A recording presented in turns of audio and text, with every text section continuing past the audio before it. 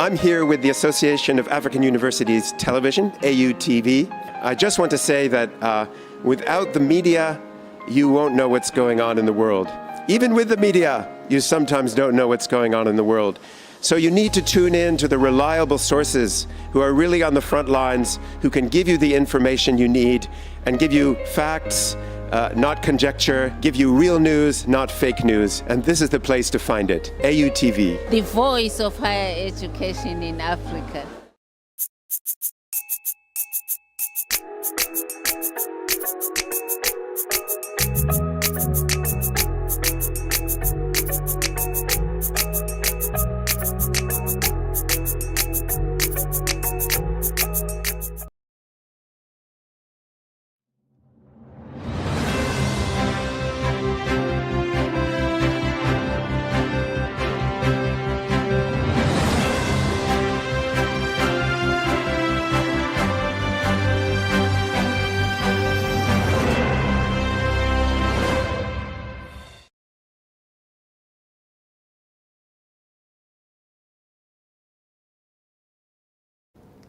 Good day, Africa. You're welcome to the Hello Africa Morning Show. We're coming to you live from the headquarters of the Association of African Universities here in Accra, Ghana. My name is Jemima Daladem Toche, and now to our top African stories for today. 3 years after the Africa Charter for Transformative Research Collaborations was launched in Windhoek, Namibia, the Association of African Universities says it is seeing encouraging shift with African institutions increasingly moving from implementation research to co-leading and co-designing it. The charter adopted in July 2023 under AAU's leadership called for African universities to become co-designers, co-leaders, and agenda setters in global research and has since attracted more than 120 signatories worldwide. But the AAU says turning those shifts into binding funding rules and measurable data remains the next critical test.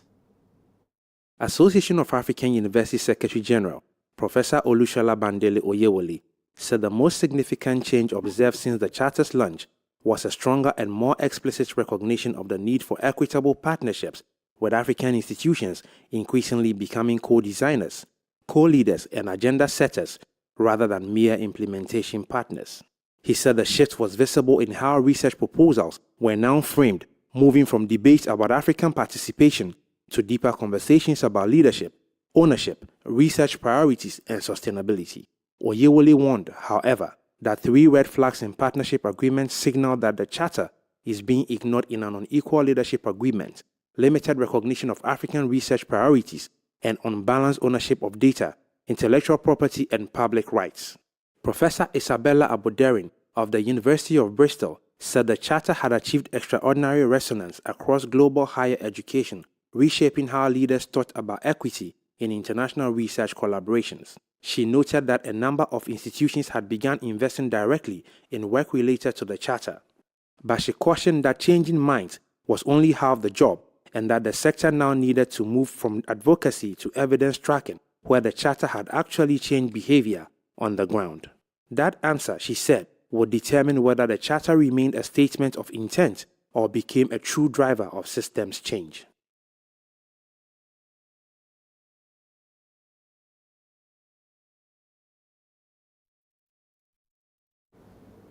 The World Bank has cut Kenya's economic growth forecast to 4.3% for this year, citing the global fallout from the US-Israeli war with Iran, including high energy prices and disruption to shipping through the Straits of Hormuz. The bank warns that rising fuel costs are driving up production costs, weakening investment and squeezing household budgets, with up to 2.4 million more Kenyans at risk of falling into poverty.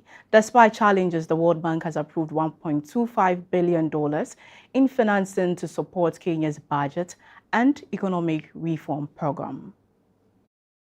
The World Bank warns that higher energy prices and shipping disruptions through the Strait of Hormuz are feeding directly into Kenya's economy, pushing up production costs, discouraging investment, and eroding household purchasing power. Strong agricultural harvests, lower interest rates, and a stable currency are expected to provide some cushion, but the bank says these gains may not be enough to offset the impact of rising fuel prices on the country's most vulnerable households. Looking ahead, the bank has flagged political uncertainty ahead of Kenya's 2027 general election as an additional risk, warning that it could delay investment decisions, slow economic reforms, and weaken business confidence at a critical time for the country's recovery. Despite the sobering outlook, the World Bank recently approved $1.2 billion in financing to support Kenya's budget and economic reform agenda, a signal of continued international confidence in the country's long-term economic direction. Authorities say Kenya's fundamentals remain solid, but warn that the road ahead will require careful management of both external pressures and domestic political dynamics.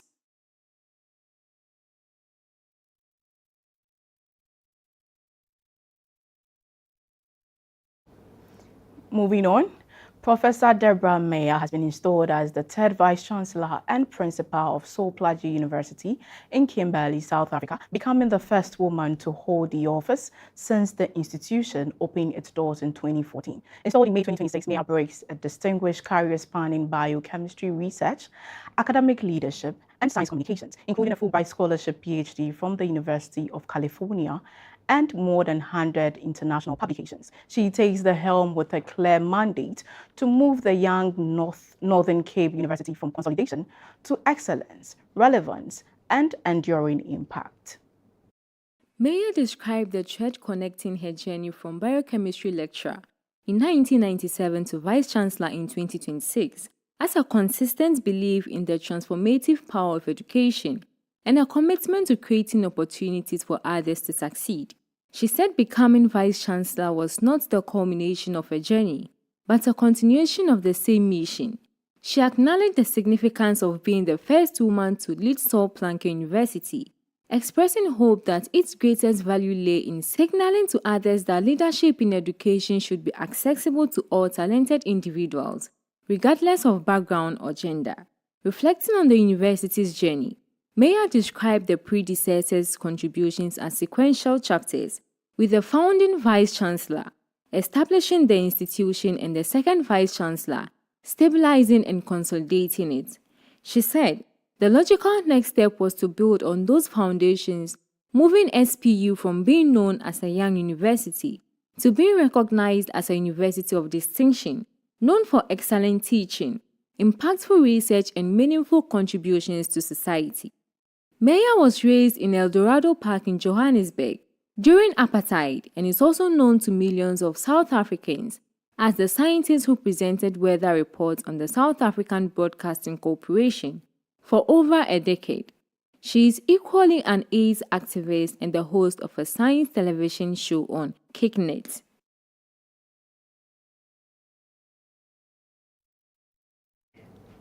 Moving on, President John Dramani Mahama has ordered the demolition of the Agent Gordon Gordgesberg maternity block at the Kolebu Teaching Hospital, describing the facility as a death trap for both patients and health workers.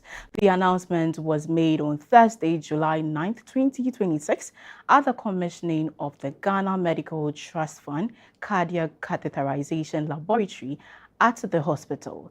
The government has already also launched procurement processes for an ultra-modern replacement maternity block as part of a broader national strategy to upgrade specialist healthcare delivery across the country. President Mahama said the old Gordon Gordgesberg building had deteriorated beyond repair, warning that mothers were giving birth in a structure that could cause devastation at any moment. He ordered it to be pulled down without delay. The intervention is being driven by the Ghana Medical Trust Fund, popularly known as Mahama Cares. The president said the fund's mandate has been expanded after the government realized that financing treatment alone was insufficient if the physical structure needed to support patients did not exist. The fund will now actively finance specialist facilities, medical equipment acquisition, and professional healthcare training. In a significant workforce development announcement, President Mahama said the cabinet had approved the recruitment and training of 500 critical care nurses. The initial phase of the training program is currently underway at Kolebu, and will soon expand to the Akomfo Anokye Teaching Hospital.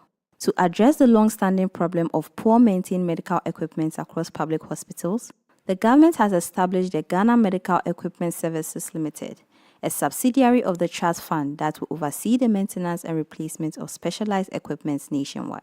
The president acknowledged that most equipment in public hospitals had not been properly maintained in the past, describing the old approach as simply not sustainable and signaling a decisive shift towards a more accountable model of healthcare infrastructure management.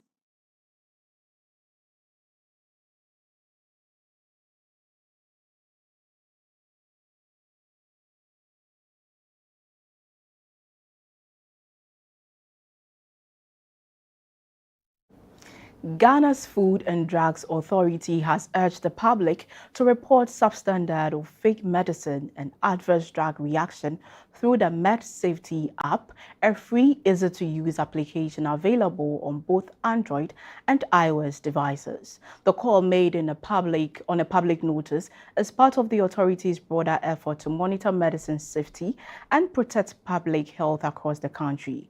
Members of the public can now download the app by searching for MedSafety app on Google Play or Apple Store, and also start reporting the process. The Food and Drug Authority said reports submitted through the app could help it monitor medicine safety and protect the health of the Ghanaian public. It stressed that together with the public, medicines could be made safer for everyone. The app is free to download and simple to use, requiring users to search for MedSafety app on Google Play or the Apple App Store download and install the application and follow the straightforward reporting process. Through the app, users can flag substandard or counterfeit medicines, as well as any side effects or unexpected reactions experienced after taking medication. The authorities' call comes amid growing concerns about the circulation of fake and substandard medicines in Ghana, which poses serious risks to patients who may be knowingly consuming ineffective or harmful products. The FDA is urging every Ghanaian to play their part by reporting suspicious medicines and adverse drug reactions through the app, making Ghana's medicine supply chain safer for all.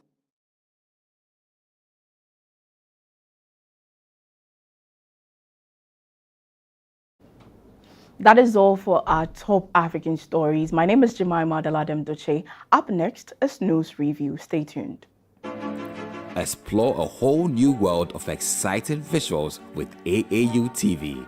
Get ready for a mix of interesting talk shows, interviews, discovery documentaries, and news on AAU TV. It's not just about watching TV, it's about experiencing something special. AAU TV reaches over 25 countries in Africa, bringing you a blend of knowledge and fun. Learn about different cultures as you enjoy the shows. If you have events or want to showcase your business, we've got you covered. Watch AAU TV free-to-air channel on satellite. Connect with us on Facebook, Instagram, and X, formerly known as Twitter, at AAU TV. Reach out on call or WhatsApp us at +233 26 629 6601 or +233 20 399 5210. AAU TV, the voice of higher education in Africa.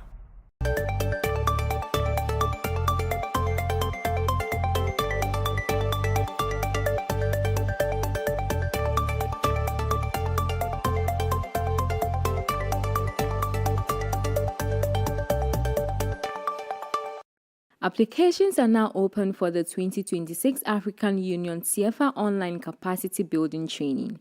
The African Union International Center for Girls and Women's Education in Africa, AUCFA, in partnership with Impact HER, has officially opened applications for its fully funded online capacity building training, an initiative designed to equip young Africans, women and men, entrepreneurs, educators, and aspiring business leaders with the practical skills needed to thrive in today's digital economy. The program reflects the African Union's commitment to closing the gender gap in ICT, advancing education, innovation, and entrepreneurship by providing participants across Africa with access to high-quality virtual learning at no cost. Application deadline is 31st July, 2026. For more information, visit the official website of the African Union CFR Online Capacity Training Building.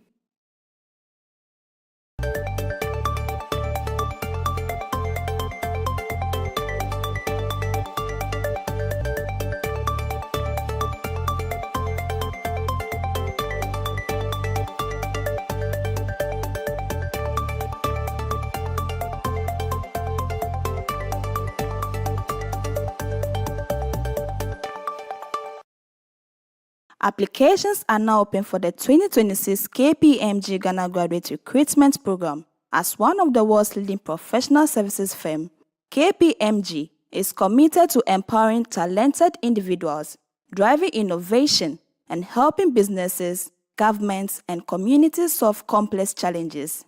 Whether you are an experienced professional looking for your next leadership opportunity, a recent graduate preparing to launch your career, or a student seeking practical industry experience, KPMG Ghana provides multiple career pathways designed to help you grow and thrive. Through its people-centered culture, comprehensive learning opportunities, and commitment to inclusion and diversity, KPMG Ghana continues to attract ambitious professionals who are passionate about making a real difference. Application deadline is July 17, 2026. For more information, visit the official webpage of the KPMG Ghana Graduate Recruitment Program.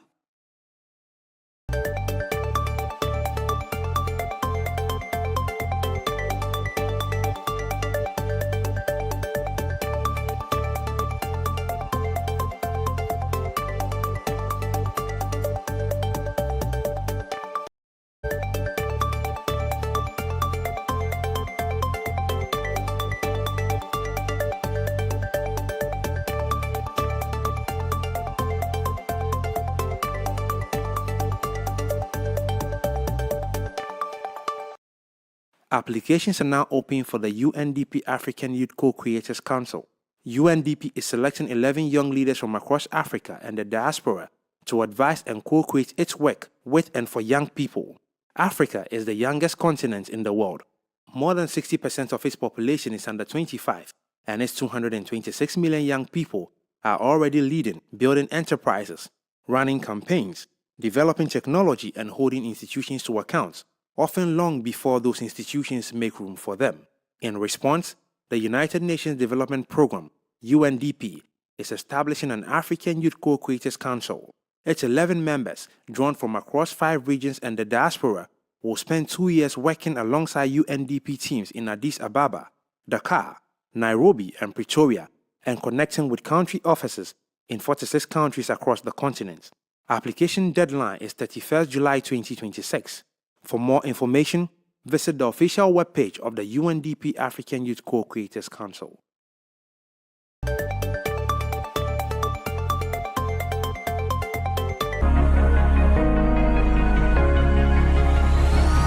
Hello Africa, keep watching AAU TV.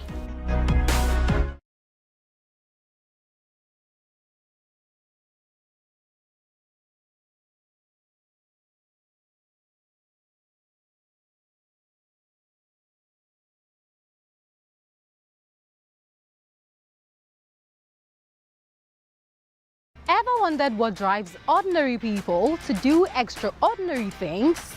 Every week, a new story unfolds. But these aren't just stories. They are the journeys of courage, resilience, and vision. On Impact Stories, we open the door to remarkable personalities and everyday heroes. Experience the passion behind their purpose.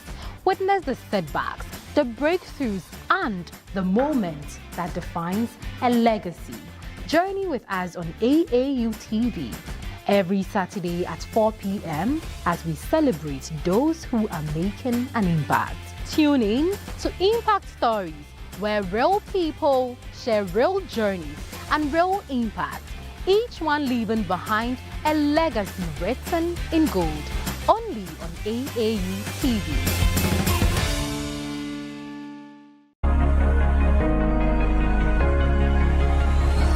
Hello Africa, keep watching AAU TV, the voice of higher education in Africa.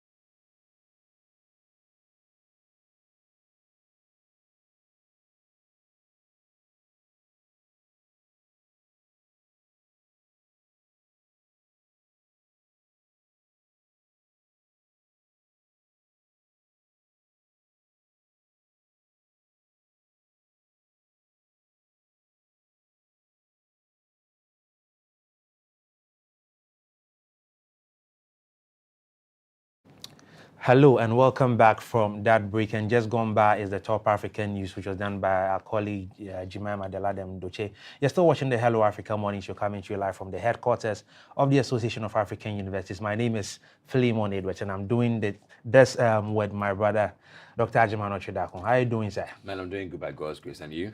I'm fantastic. Wonderful morning it is. It is. Anyway, we have a lot of stories to discuss today, so we'll get straight into it. But as part of our highlights, I don't know if you saw this, but let me just read the brief and then we can call for the video. I would want to hear your comments on this. Okay, so at the high-level meeting on the new Togo Sahel Strategy 2026 to 2028, leaders, government officials, and regional stakeholders gathered to discuss the future of security, governance, and sustainable development in the Sahel. The meeting focused on strengthening regional cooperation and identifying strategies to address the complex political, economic, and security challenges facing the region. Now, during the discussions, Burkina Faso's Minister of State, Minister of Public Service, Labor and Social Protection, Bassomo Bazier, presented his government's perspective on sovereignty, democracy, and national development. In his remarks, he argued that Burkina Faso has made significant progress in key sectors despite ongoing security challenges, and reaffirmed the country's commitment to political, economic, and security and cultural sovereignty. So before we get into the conversation, I'd like us to watch this video. Let's have that video right now, and then we'll get into the discussion of this quick highlight. Being waged in the Sahel is not a plea for charity in the form of sovereignty. It is a fight to reclaim our sovereignty. And from this perspective, my remarks revolve around two cliches that need to be clarified. Because we observe that through speeches and even the human rights issues that are raised, there are strategic plans to assassinate our leaders that are underway. And when I speak of a strategic plan to assassinate leaders, I need to be precise in my words so that everyone can understand. From the moment we talk about democracy, it is said that the AES countries must return to democracy. They must return to holding elections. What kind of democracy are we talking about? From 2022, that is from 1960 to 2022, that makes 62 years. Compared to the period from 2022 to 2026, that's 4 years. In 4 years, here is what has been accomplished. When the call was made to the Burkinabe people to face the current situation, starting in 2022, at the moment when I am speaking to you, the state has allocated 104 billion CFA francs to agricultural mechanization and inputs. And what results have we achieved? That means 104 billion, which is more. And this allowed us to reach 67,000 tons of cereals to feed the population. Isn't that defending human rights? If you have an accident right now and go to the hospital, you could die because we can't get a scan done. The cost has been reduced from 50,000 to 25,000. That's a 50% reduction during wartime. But from 1960 to 2022, this has never been done. I take, how should I put it? We have just launched the recruitment drive called Operation 1000 times 5. 1000 times 5 means that each year we will recruit 1,000 specialist doctors over 5 years. We have just opened the hospital, the largest hospital in our country, on July 29, 2025, in in Bobo Dioulasso, in cooperation with China. And I tell you, Your Excellency, that in our country, since 1960, it was on July 29, 2025, in Tingango, that the first operation enabling a kidney transplant was performed in our country. When someone was sick, they had to take a plane. It was on the other side that they went to have it done. Now it is done in Burkina, in a country that is at war. Not against a person, not against a group. But if a group stands in the way of our interests, we will defend ourselves. That needs to be clear. We are committed to reclaiming our sovereignty. Political sovereignty, for example, we will no longer have leaders imposed on us. That's one point. Economic sovereignty, for example, our resources will serve our people. Our young people who die on the shores of the oceans, who come back here, that's over. Security sovereignty, for example, saying that we have to buy everything, military equipment and so on, from France, that's over. we will buy our equipment wherever we want. And even where we are heading now, it's about figuring out how to properly train our young people so that we can manufacture them in Burkina or in Niger or in Mali. It's because you know the brands and you can map them out. We will also create tunnels and then manufacture ourselves. Are we subhumans? No, we have brains too.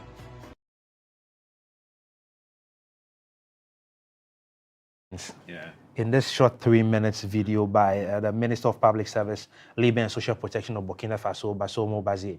Doc, your comments? You know, I wish to come clean on this matter. Clean as white, and try to keep my words so objective. Okay. This is the most boldest statement I've ever heard since 1963. When Kwame Nkrumah made a similar statement at the OAU. Yeah. This is a statement that we were looking for African leaders to make to colonies of the past that we haven't done. On paper, there are no colonies, but technically, we are like puppets. Yeah. Where a sneeze or a cough has lots of effects down here. I mean, for so many years, the French-speaking countries, or let's say the Francophone countries, have been under the shackle control of France. Yeah. And it took one lady, a very bold lady, to make that statement. And that statement cost her her position. Her Excellency Arikana Shihomboyo-Quao, who was then the former AU ambassador to the US, who said that, do we know that currently there's something called the Pact for the Continuity of Colonialism, which is binding all French-speaking countries to be at the beckon of France, making investments in France, which is mandatory, ensuring that their militaries are trained by France, and even had to buy military equipment. He mentioned that from France. Why? And for all those years, development, real-time development, has been stalled because you can't develop. How can you develop when France is on your neck, when everything is from France? So for once, he has made it clear, and it took these recent rampant coup d'etats in the Sahel to make a bold statement. Guinea, Mali, Burkina Faso, that it's enough is enough. We believe, we have sat and watched that we are not going to develop if we don't take these drastic actions. But if you're on the other side of the wall, you would think differently. Yeah. But if you are in Burkina Faso, you understand the reason why all these uproars were coming. And you know, he mentioned that yes, when they see you liberated, when they see you breaking the thresholds and doing the undoable, they now use narratives. They use true narratives, and then they what? Assassinate you. They did it to Sankara, who was leader, Burkina Faso, and they did it to Lumumba. I mean, the Belgians came, they just abducted him, took him to Belgium, brought him back for no reason. He came to die, and this issue went nowhere. Gaddafi, it went nowhere. So it's like some people or some superpower somewhere are just looking at Africa remain where we are. Raw material dump zone. We can't grow. We can't be better. We can't be big. Because the moment you try to be big, like Congo becoming the warehouse or the raw material ground for cobalt and other stuff, that's what they want you. Just be the dump site where we can dig the raw stuff. You can't industrialize. Because when you do that, what's the benefit for us? Like, what do we gain? Who do we fall on for raw materials? So you have to remain that way. And if we have to change leaders, assassinate and enthrone our own leaders so they can go by our own tune, we will do that. And that's Africa's rules for the past 60 years and so on. And it's about time we liberate ourselves, or else we remain the same way. And the industrialized, unemployment issues, farming issues, hunger issues, and aid will be coming in from them as if they are doing us a favor. It's a ploy. I mean, that's the hardest truth. I can completely understand where you're coming from, and the struggle for sovereignty still goes on. And the difference in this conversation was right there in what the minister said. The difference in 62 years compared to what has happened in 4 years. Your guess is as good as mine. So it's possible. mean, there's something wrong somewhere that we have to expose, right? Absolutely. Right. So we'll get straight into the main stories for today, and we'll begin right here from Ghana, where President John Dramani Mahama has led a nationwide cleanup exercise in flood-affected communities, beginning in parts of Accra, including Chado, Alajo, and the 37 Military Hospital. Joined by Vice President Professor Nana Jane Opoku Agyemang, traditional leaders, government officials, security agencies, and thousands of residents, the president called for sustained community action to tackle flooding through improved sanitation. During this exercise, he announced plans to institutionalize Cleanup Day, while revealing that the government has released 150 million Ghana cedis for dredging and flood intervention efforts, and an additional 200 million cedis to support relief for flood victims through the National Disaster Management Organization. The president also stressed that poor waste disposal, plastic pollution, and choke drains remain major contributors to flooding, urging Ghanaians to change their attitudes towards sanitation and environmental responsibility. This story we discussed sometime last week, and we talked about the 350 million cedi package and all of this. Now we get to go into the details of this. And the question that has been lingering on my mind, okay, is this. Is this cleanup exercise thing the best solution we can come up with in the country at the moment to kill this flood thing? You know, there's nothing wrong in engaging in regular cleanup exercise. So I think kudos to the president and his team for creating this program or this event. But you see, sometimes we have to be strategic. True. As a country. True. A 2-day, 3-day regular salutary cleanup exercise would not, and I repeat, would not be the end to this menace of flood. No, it will not. Why? Because lots of floodings or the debris that were collected, the waste, all of these waste couldn't find anywhere to go. Yeah. If you still drive on the street of Accra, you realize that some gutters were desilted and the debris were kept by the roadside. Yeah. And they are there waiting for who? Me or who? To go and pick it up. Not to truncate your submission, but I passed through a neighborhood where I saw the debris out of the gutters spread on the road again, and I was wondering, what are we doing? They are plowing back the basically trying to use it to salvage potholes or what? I don't know what it is. So we are just recycling the debt within our own selves. This is a pure waste of energy. Yeah, they have not left. Yes, they have not left. So you're right about that. And you see, there's a lot that goes beyond that. So I don't think that just organizing a cleanup exercise does it all. You need to put the system in place. For example, in Kumasi, I realized that Kumasi has launched this task force. What we used to have many years ago at the town council, who come around inspecting sanitation stuff and seeing if there are some things which are quite, I would say, implicating on you, on your environment. They will just write you a check or something, or a bill for you to pay, or take you to court for you to be dealt with for that. That is a good approach, and that should be replicated across Accra. Okay. That we will have a task force that will be visiting neighborhoods regularly to see if the work that was done recently was just, a show off, or people are really doing their part as good citizens to ensure that we're not actually bringing back the same problem again, because the gutters have been desilted. Tomorrow you'll find the same debt back again. So how are we sustaining the gains? It should go with monitoring, evaluations, and learnings. And also, it shouldn't go without the fact that we need to also re-engineer our drainages. True. For that one, Mr. President, you need to do it. That's a major project the entire country needs to undertake. Yeah, these gutters, they don't go anywhere. They are very narrow. Yeah. We should find a way to realign or Plus, they are not even them. deep enough. Yeah. Yeah. Sometimes it rains so heavily, they get full. Yeah. Because they are narrow, they get full, and the water actually splashes up on the road. So we need to find a way to articulate these drainages I and make them totally agree. appropriate to hold the water Yeah. that we actually don't see to come in the future. Yeah. So there's a whole lot to do that. I We should work it out. completely agree with you because if the structures are not re-engineered, and then we are working We can't.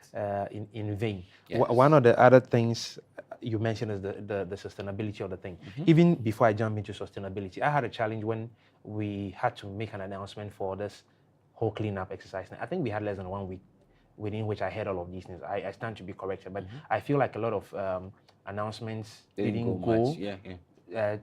The way it was supposed Not, to go. not everyone participated in Yes, that, yeah. because there were a lot of people who still did not participate. Yeah, That tells you that's that we didn't have the kind of participation that probably the presidency expected. So number one, for me, that was a problem. And you talked about how we have to get people to be checking these things to be sure that they are done. So I ask myself, for example, what I was saying, when you have desilted and you have poured it back onto the road, what guarantees that the next rain will not push everything back into the gutters? Okay, so the systems, how are we making it work? If there's a way we can collect these things a few hours after they have been desilted, it will help us rather than leaving, because as of the time this thing happened, those of us who came to work, by the time we're going back home in the evening, all this debris was still by the roadside. That's way more than 8 hours. What was the plan? Because once we are making these things also leaving them by the roadside, that's another breeding ground for sickness. Yeah. Okay, because these things have come out of the gutter, and we know the things that pass through gutters. I don't want to, spoil people's money by mentioning stuff. But these are the kind of things that we are struggling with. So this is a breeding place for sickness and disease. And then we'll come back and be talking about cholera next week or something else. And these are the things that we are supposed to be checking. So I feel like the systems beyond the re-engineering, the basic ones, let's get it right and then keep going. Yes, and Phil, I think that one more thing that if we are really serious about this ordeal, we would do as a proactive step. The National Disaster Management Organization. See, they are just reactive, and that is what they want to so. be. Sadly Reactive. so. No, do you have to wait till the next disaster before you start doing the work you have to do? I think that they can be utilized to be more strategic and more proactive by creating a task force out of NADMO, where NADMO will now ensure that buildings in waterways were not just confronted during the disaster, but post-disaster, they are still ensuring that buildings in illegal areas or waterways are brought down. They shouldn't go and sleep. Yeah, NADMO I agree. is sleeping. I agree. They should go around and ensure that all those buildings are demolished, so that the waterways are cleared. Yeah, that whole issue about buildings and waterways is an entire project. Yes, it's because they are still there. First of all, who gives clearance to whoever to go purchase land there? Who allows them to do the filling? Who allows them to because Same all of these government. things, Same you need a permit to put up a building. Yeah. So who are the people responsible for all of these things in the first place? How did they buy the land?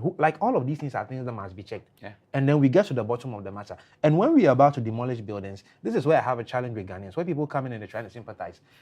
I mean, we have to be responsible Ghanaians, if you ask me. Yeah, you have money, you want to purchase a land. It does not mean that because you have money, you can do whatever you like. You see, sadly, people were happy about the trolls on social media the day this thing happened, because people who will argue with you and subtly threaten you, do you know who I am doing? All of these people have their houses submerged in water, fine cars, and you can only find the roofs of the cars. All of the things you are bragging with to tell me, do I know who you are? Where are all of those things right now? Yeah. Who's suffering for it? Okay, so I think that we have to be more responsible as citizens, and then we make sure some of these things don't happen, because every year we talk about these things. So it doesn't have to happen again. Anyway, the other things we can get into also is the 150 million cedis that the government has invested or is going to invest into the desilting of drains and dredging and all of these things. In my opinion, I'll say it's a good start. Yeah. But again, the question I'll be asking is this: what is the sustainability plan around this thing? Because we have seen governments come, governments go, and every time, for example, one major example is the Ordona, whatever, at the Nkrumah Circle area. every time, almost every government has a plan to desilt or dredge, and there's a lot of money that and goes create into it. recreational grounds with the Absolutely. I mean, people who often travel have made a case where they have been to Europe, they've been to the US. I mean, case in point like the Hudson River in the US. Like, you see places with water bodies like this that have been used for recreational purposes. You can have a boat ride, you can, whatever. But in our case, we only do the Let me know if you the God-forsaken things Let me know if in you there. Have you, if you've been to that area, all right? And some things, I mean, I call them political gimmicks, all right? They just say them. Absolutely. The area where this structure actually sits is one of Accra's filthiest areas. True. Filthy. Yeah. The culture, I mean, no disrespect to the Ghan people, but this is a place which is driven in immense debts. Yeah. The people living there do not care. And I mean, each and every day when you try to desilt that drain, you find things. You see dead cows, dead people, dead children. Yeah. You will need to evacuate a whole community if you want that place to stay neat. True. It is a communal challenge. You don't just say them. You need to act, and act without favor or mercy. You need to act with grit. Who has that gravitas? Who? Yeah, that's where the political gimmick thing comes in. Comes because people will think that they are that's political. that's a whole political gain for a Yeah. party. Yeah, because people think that their politics are at stake. So you Their can only do positions those are at stake. 3x4 with the evacuator draining. It will not go anywhere. Then what this means is that every year we'll come back and be talking about it. Yes, we will. All the media houses will be talking about We it. will. There will not be solutions. Didn't we talk about it in 2022? We have been talking about this 2023, 24, 25, 26. every year. Didn't we As see a matter of fact, journalists going into water? When we started talking about this story from last week, we made reference to 2015, 3rd June. Okay. For some reason, even this talk about year, it 3rd every June, year. there was a flood which was not as big as what happened last Monday. So these are the kind of things we're talking about. If we are not ready to take the border steps, this is breaking down complete- buildings Yeah. in one places, evacuating everybody living in that area, and ensuring that that place is safe. Those sentiments, my party, it will not go anywhere. Yeah. It will not go anywhere. Again, there's also the 200 million cities given to NADMO for what's it called? Relief packages for affected people. It's not a bad idea, but I said the last time that there's a huge chance I stand to be corrected. This is not in the budget. We have to cough up this money from elsewhere because these are people who have had emergencies of life, and we must attend to them. So we can keep talking about the challenges and how it will affect not only the livelihoods of the people, but the entire nation, because it comes to the desk of the Ministry of Finance. The minister has to find ways and means to cough up this money, which probably means that there's some projects which might be affected because you may have to stop one thing to be able to find this money to take care of this immediate problem. Yeah. Okay, so these are some of the things that I feel must go into when we think about making sure these things do not happen again, because the ripple effect of just a single rain in a few hours, we can't stop talking about it. Yeah. Okay, livelihoods will be affected, the economy will be affected, businesses will be affected. It's a whole lot of things. Yeah. It's a whole lot of things. So I think that if we are going to tackle this matter, like you're saying, we must be very drastic about it. Yeah. Very ruthless about That is it. if we really want a solution, That is or if we something want it. better out of Yeah. this, or just trying to just mitigate something on the face value. You Yeah. can just do some face painting. Yeah. Pay some monies to people and say, "Oh, sorry about this," but it will happen again. It's sad, but I just hope that our leaders will be able to do something, and hopefully we don't have to talk about this conversation again next And year. you know, let me just add this bit of it. The people too, the victims, are also Yeah. part of the problem, and I think I have to highlight that. Yeah. In one instance, when the MP for Bawe was also on the grounds with the people during the community cleanup exercise day, some of the people they visited were like, "After the floods, you have not come here to give us anything. You didn't bring anything." And like, what is anything? Anything is what? Is it food? Is it No money? curfew. We're all engulfed in flood. We're all victims. We're all sympathizing. We're all trying to work this out. And you are here talking about anything. I didn't make anything. So now they are trying to glorify the essence of the flood, that something has to be done for them, basically. So because they understand the system that when these floods occur, there are budgets which are cut, budgets we're not planned for. And if you don't plan very well for something, just cut the money. The money will be out there and it will be used to, I would say, strengthen politicalization. Like, so give it to party people, let them feel. So the woman was expecting the money. Yeah. And the MP came without the money. So the problem is sometimes it's a cycle which is going in a reinforcing way negatively. Yeah. We actually feeding the system to be corrupt, right from the top, and it goes round and round. And you know, it's sad when people are demanding money instead of being part of solving the challenge. The solution. Because they know that the money will come. Absolutely. I very much agree with you. Africa, let's get serious. Ghana, let's get serious. In our next story, still here in Ghana, the Ochehene Osajifo Amoitiafo Ipenyi has called on universities to realign their academic programs with the evolving demands of the global job market, urging higher education institutions to produce graduates who are innovators, entrepreneurs, and job creators rather than merely degree holders. The call was made at the investiture of Professor Eric Kwesi Ofori as the Vice Chancellor of Garden CC University and the institution's 18th congregation, where the Ochehene served as special guest of honor.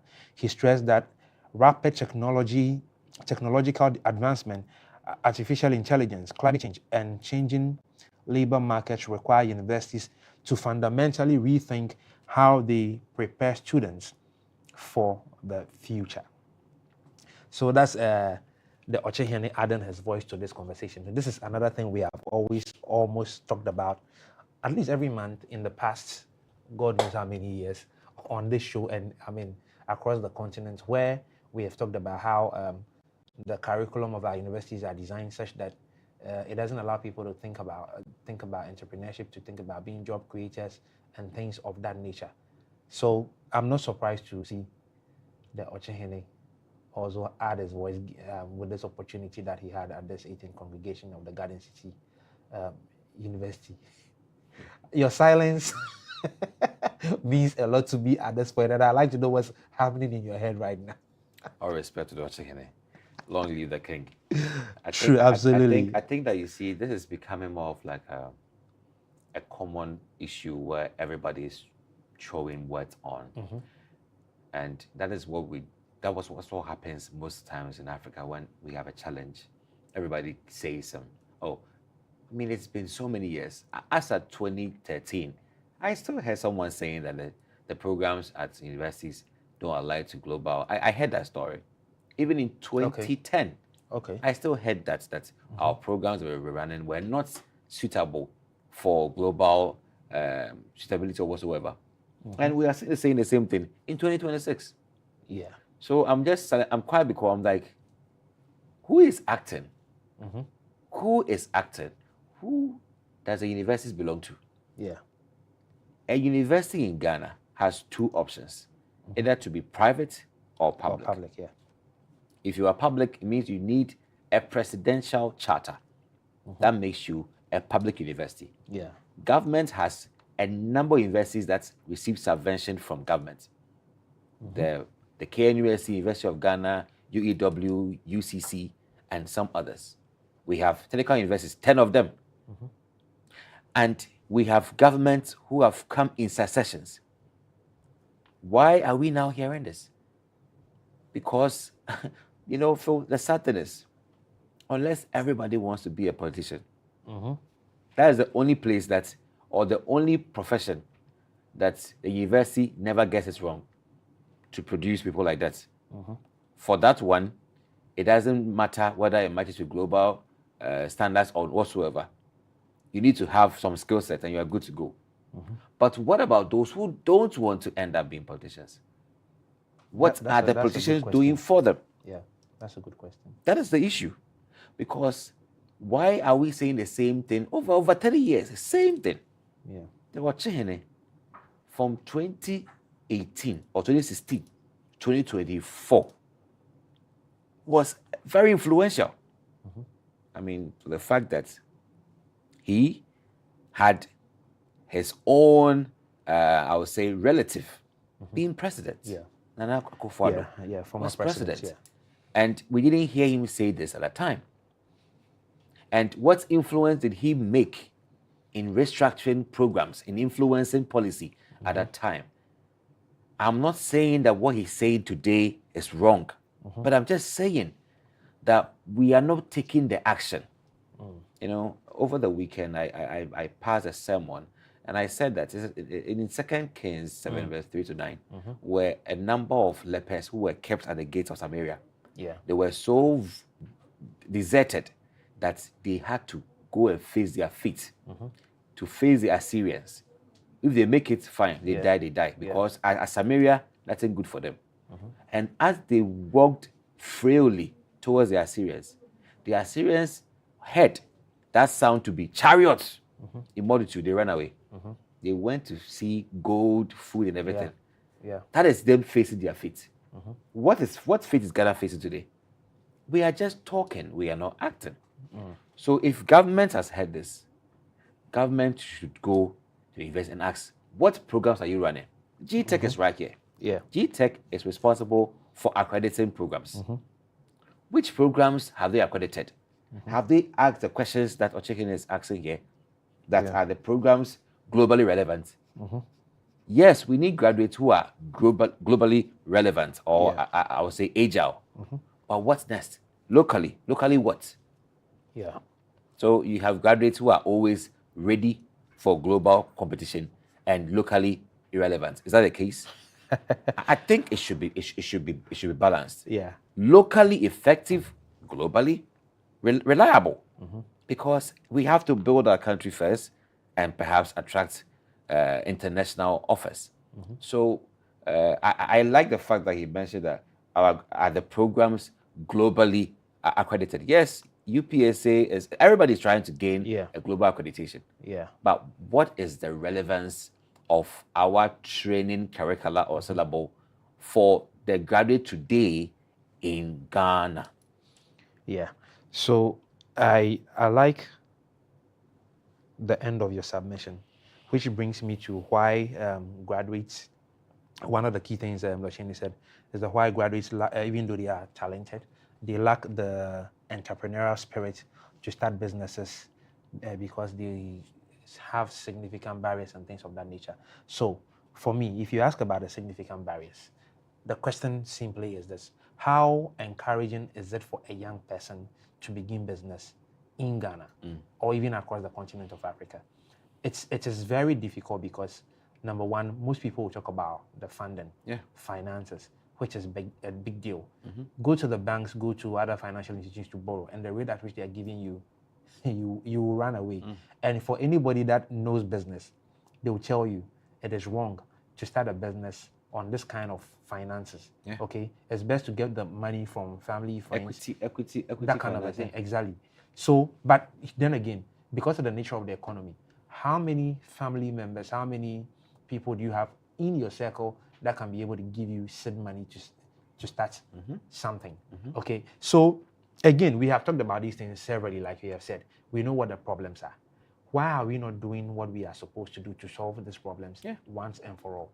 I've said on this show before, if I ever had a chance to be a president, finance, health, education, agriculture, these 4 areas are things we'll have to call all the stakeholders in there, including all the political parties, to have a sit down and have a short-term, medium-term, and a long-term plan, such that regardless of who is president, even in the next 50 years, that plan continues. If it is going to take us a whole 4 years, okay, which is one president's first term or tenure, to discuss and have a good plan for the country, so be it. Let's make it happen, put it down, and let's know that these are areas that nobody will touch. So regardless of who you are, when your party comes into power, you must do what we have said that we are going to do. If you come and you're not doing it, every other stakeholder have the right to attend, to do whatever they have to do to you to make sure we come back to the plan. These are the kind of things that our leadership need. Should be, exactly, to make sure. I don't know how difficult these things are. I mean, it's easy to talk about it, Phil. Look at it. I mean, for the past 10 years, you've heard some philanthropists saying, oh, we have some funding to start to help graduates start businesses. I know of Magdan. Magdan began this entrepreneurship standard. He helps people with funding. But you see, there's something in SME financing that people don't know. A seed fund is not enough because the person is about to pilot something, or maybe they did a pilot, but they have to now go to the real market, and there are uncertainties. So we need to have incubator centers which are funded to help ideas, scale them from Series A to the point where they are able to now grow. Look at how we nurse plants. You can't just put the seed there. You have to nurse it to a point, then transfer it, and ensure that it gets to a point where it's better to be able to employ others.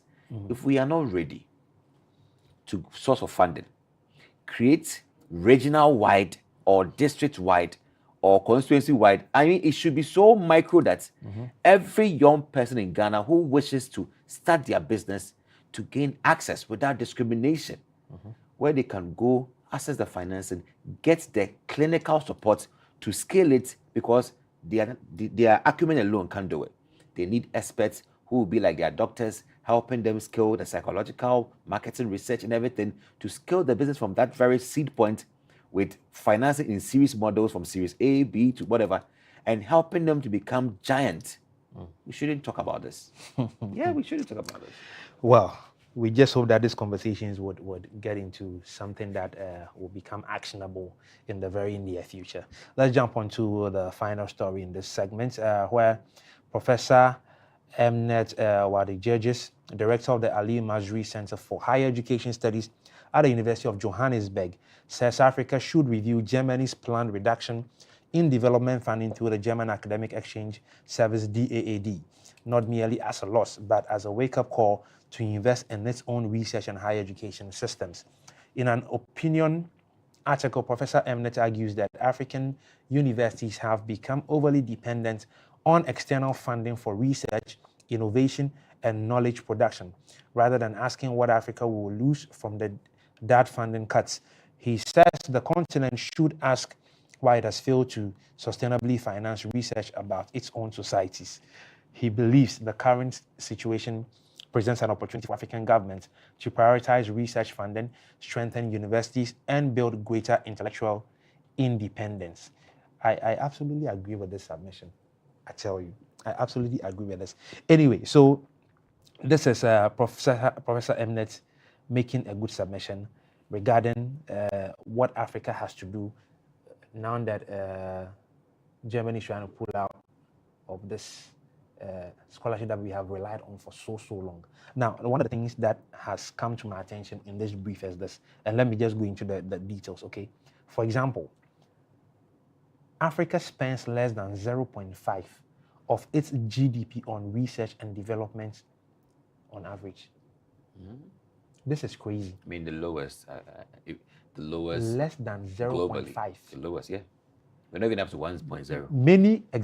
Many countries invest below 0.3%.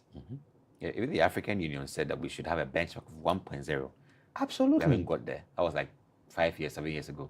Only a few countries, including South Africa, Morocco, and Egypt, come close to the African Union's 1% GDP target. What are we doing in Africa? Not even close. 1.0. South Korea is doing 4.3% in R&D. This is and GDP research. What are we talking about here? This is the continent we are in. The continent we find ourselves in. Wow. We can't even hit 1.0 benchmark. You know what we do with our money? Do you know what we do with our money? If I tell you, you run. Please tell me. Because if I tell this you is what so we sad. do with our money in this country, in this continent, it's unfortunate. You know, in a continent whereby you have leaders who are not bold enough to tell other leaders that you are running your country down. With respect to President Museveni, what is your gain in being in power in perpetuity? It takes a lot of resources to create such chaos and stay a dictator. You think you can think of development whilst being in that situation? It's nearly impossible. Where are the leaders who are able to look each other in the eye and say, what you are doing is wrong? I mean, I miss President Kufuor, who once said that he looked Mugabe in the eye and said, Mugabe, you are wrong. Yes, my friend, you are wrong. We need to be bold enough to tell our leaders that what you are doing is wrong. Stop it. It will not help the continent. And that is one of it. We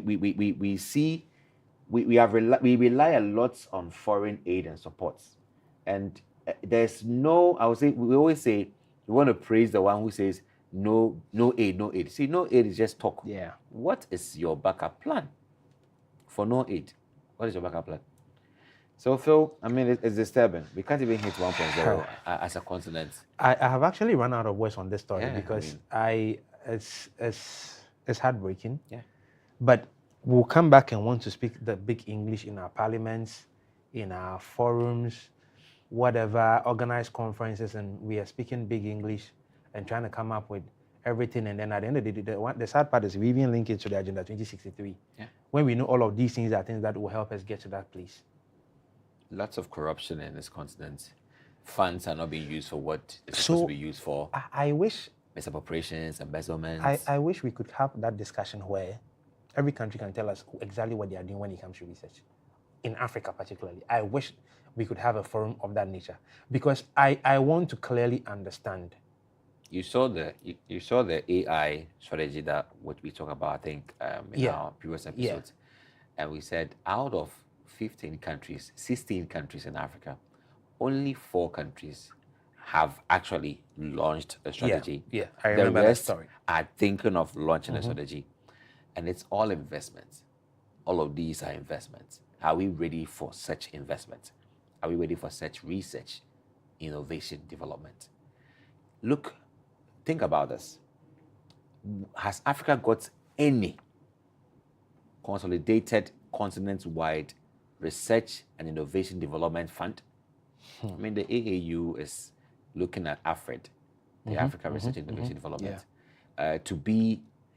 as a way to kick off having an Africa-wide platform that is able to drive research, innovation development through joint research, collaborative research, funding for research, scholarships, and the whole lot.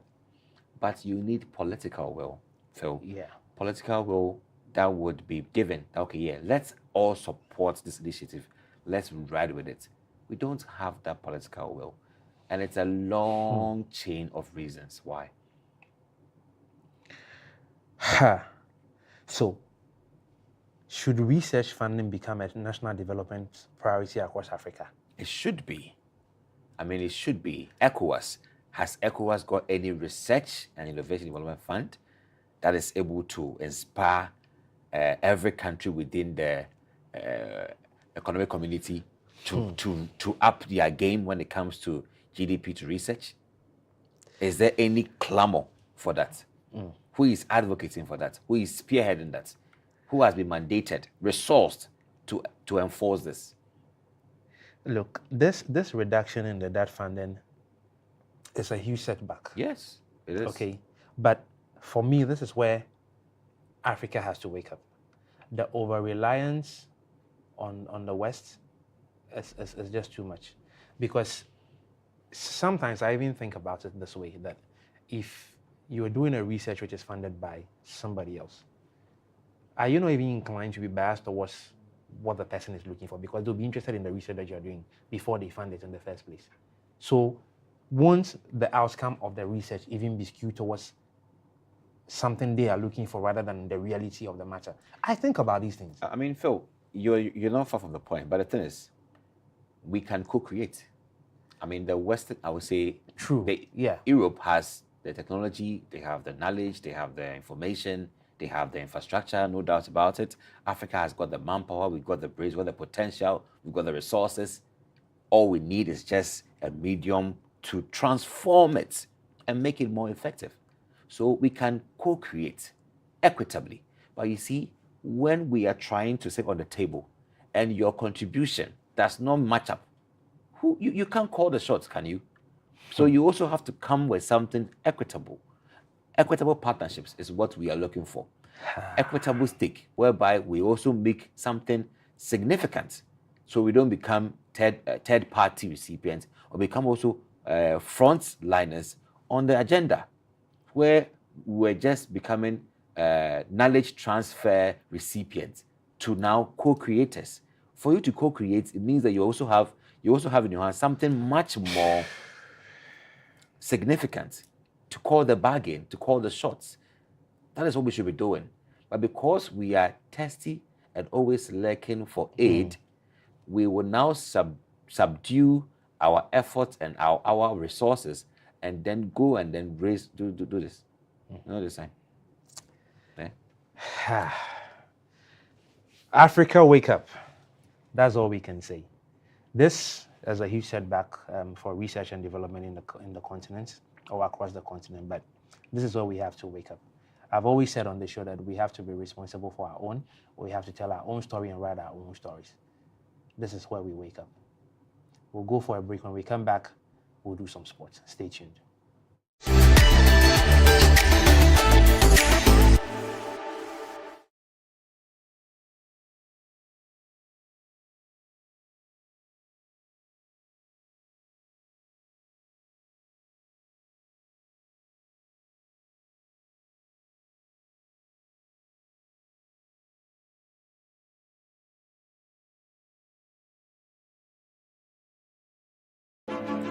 Explore a whole new world of exciting visuals with AAU TV. Get ready for a mix of interesting talk shows, interviews, discovery documentaries, and news on AAU TV. It's not just about watching TV, it's about experiencing something special. AAU TV reaches over 25 countries in Africa, bringing you a blend of knowledge and fun. Learn about different cultures as you enjoy the shows. If you have events or want to showcase your business, we've got you covered. Watch AAU TV free-to-air channel on satellite. Connect with us on Facebook, Instagram, and X, formerly known as Twitter, at AAU TV. Reach out on call or WhatsApp us at +233 26 629 6601 or +233 20 399 5210. AAU TV, the voice of higher education in Africa.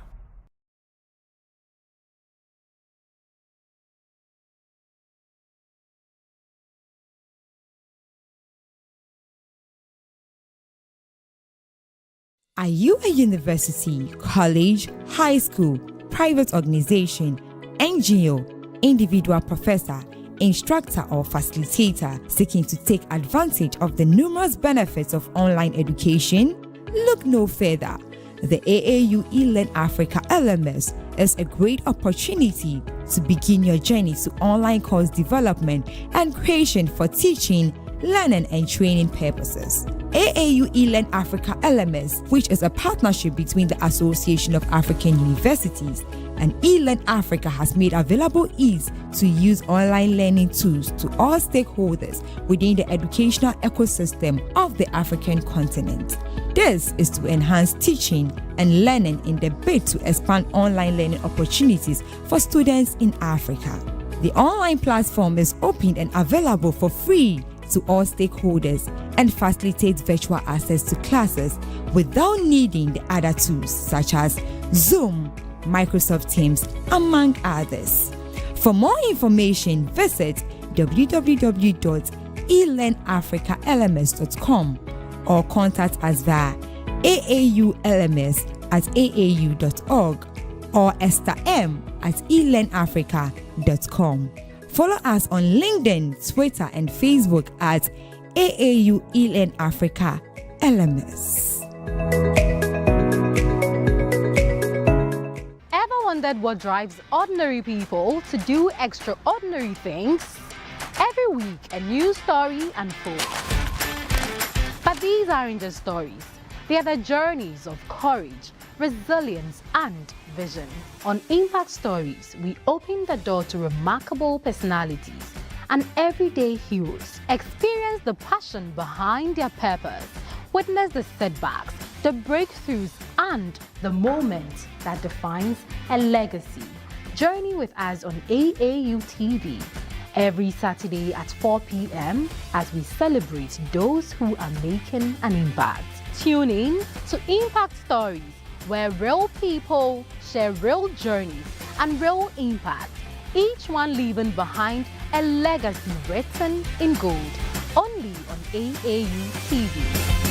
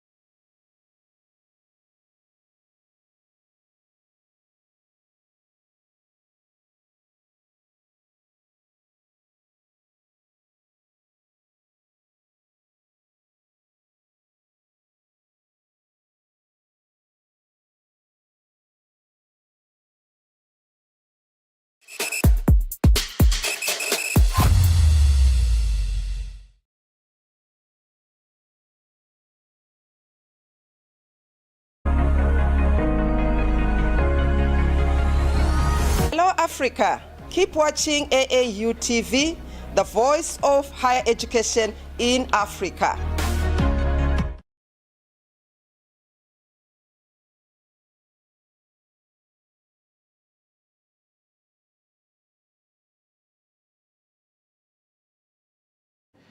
Welcome back from that break, and you're still watching the Hello Africa morning show coming to you live from the headquarters of the Association of African Universities here in Accra, Ghana. And you're welcome to the sports segment, this one we call Game on Africa.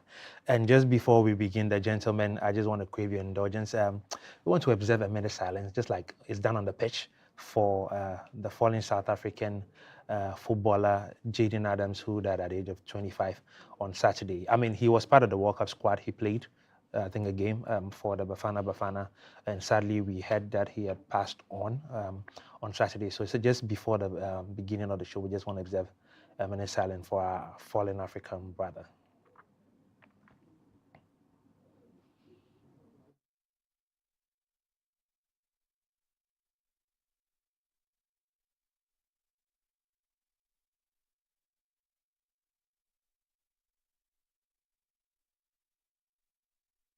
In peace. All right, gentlemen, welcome to the show. I hope everybody is doing well. Yeah. Yes, man. The not smiling faces tells me how sad you guys are that Africa is not in the semis. Unfortunately. Unfortunately, yeah. Generally, what's your opinion about the African performances? Anybody can begin for me. I mean, generally. I think, to be a fair person, there are some African teams who did their best. There were some who did their best and later on made it worse. And there were others who strived to the end, but then some forces made it impossible for them to cross the big sea. So I think it's a three-way thing. Others did more. Others didn't do at all. like I don't mention I like how you're speaking in parables this morning. And others tried their best, but then some bodies were like, no, you are living here today. That's simple. Okay, Doug. Well, I mean, it can't be far from the truth, but I think the African countries, we lack concentration. And it's one thing we should look at. That is one introspective thing that we should sit down and work on. We should always have our minds focused on the goal and on the win. We should learn how to win. Yeah. There are tactics to win. I think the foreign teams, they know how to win. They know how to give a comeback, even at the 11th hour. Yeah. So that's mentality. We should learn that very well. If we get that, we are good to go for the World Cup. Felix, your comments. Okay. In hindsight, I could say that they all performed very well. Okay. Reaching the round of 32 was not easy, but they managed to do it. So generally, the performance was okay, but it could have been way better for some of the African countries. Okay. All right. I hate to say that I'm very straightforward. For me, beyond Morocco and then Egypt, the rest were shambolic, I'm sorry to say. I'm just trying not to be harsh, but I'm saying this because I think that in Africa, we like to celebrate mediocrity a lot, such that teams make it to the round of 32 and then they feel like they have achieved. I mean, there's a World Cup to win, and you're talking about the round of 32. If you want to win the World Cup, which often every team talks about, be ready to beat everybody.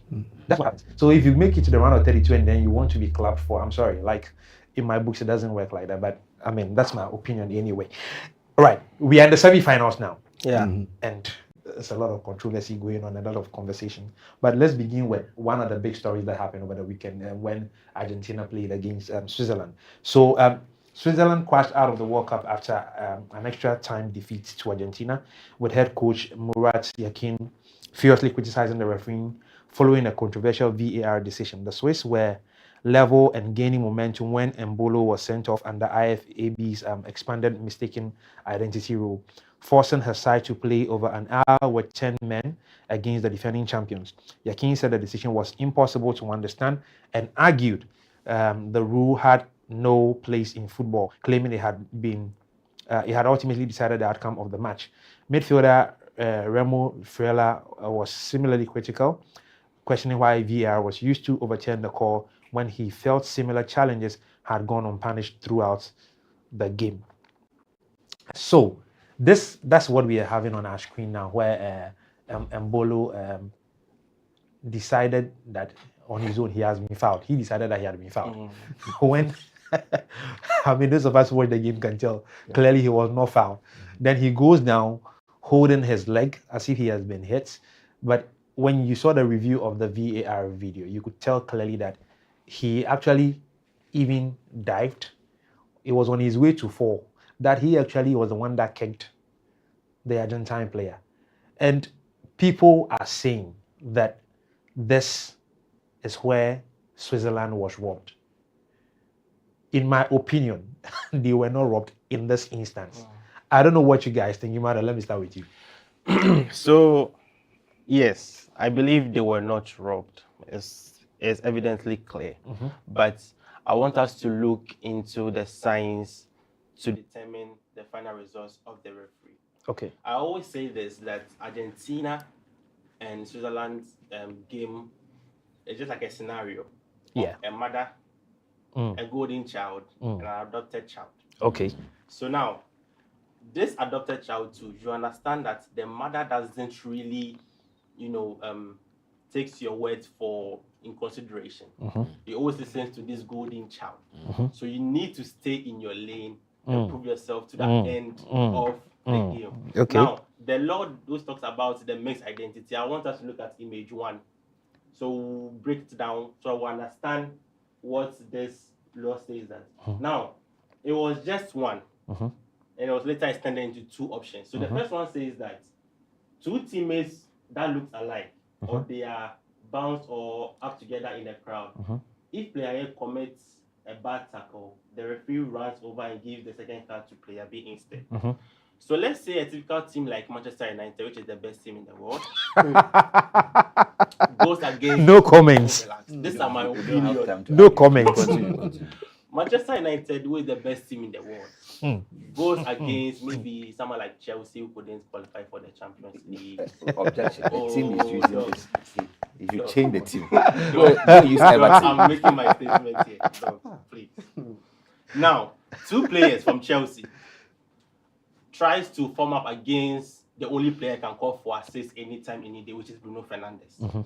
And maybe player A kicks Bruno. Bruno is on the floor. The referee gets it wrong, gives the card to the other player B.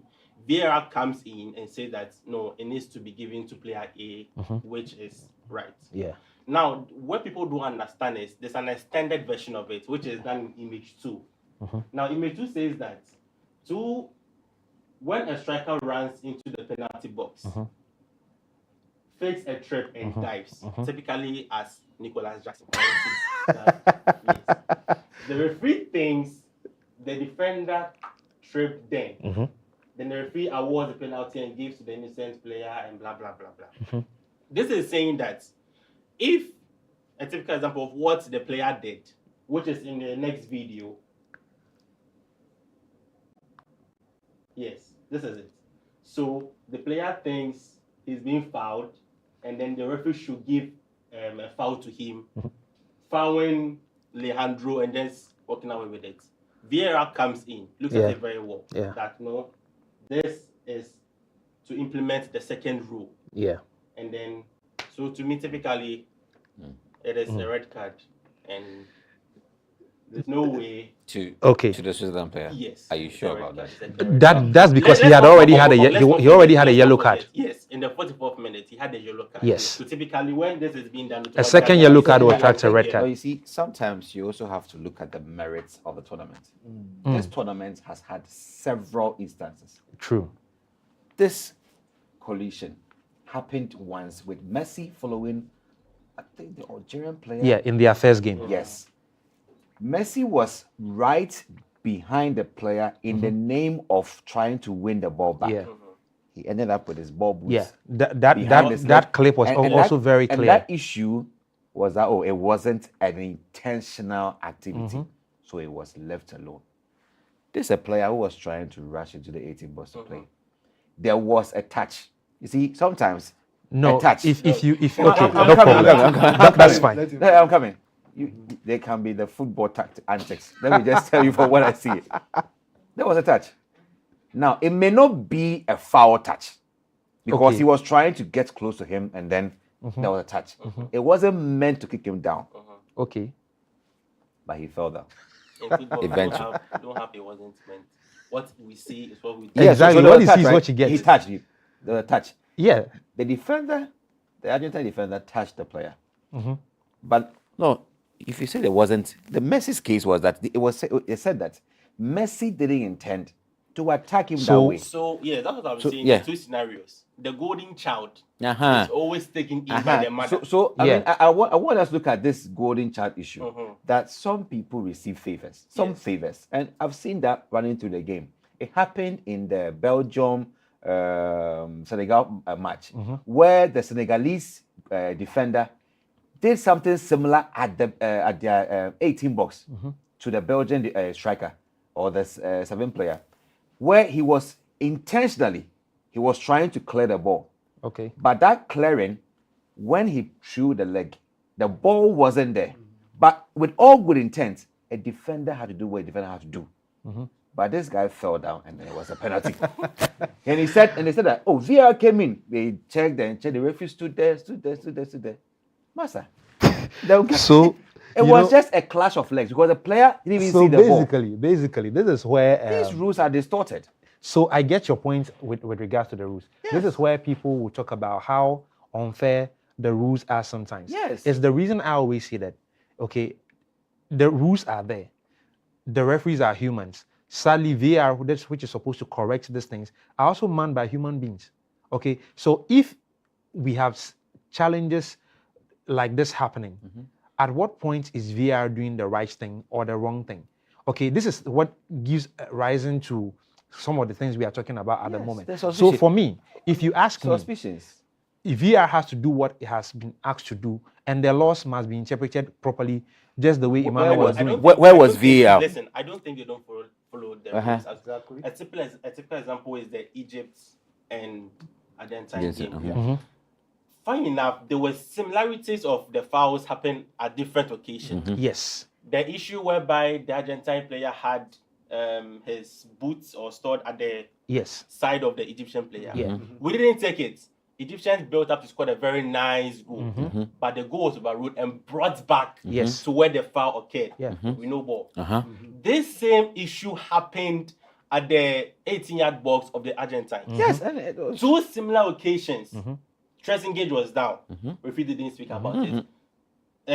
Mohamed Salah, who maneuvered his way, and then the dying minutes, the ball wasn't that way, but the Argentine defender hit Salah's leg. No.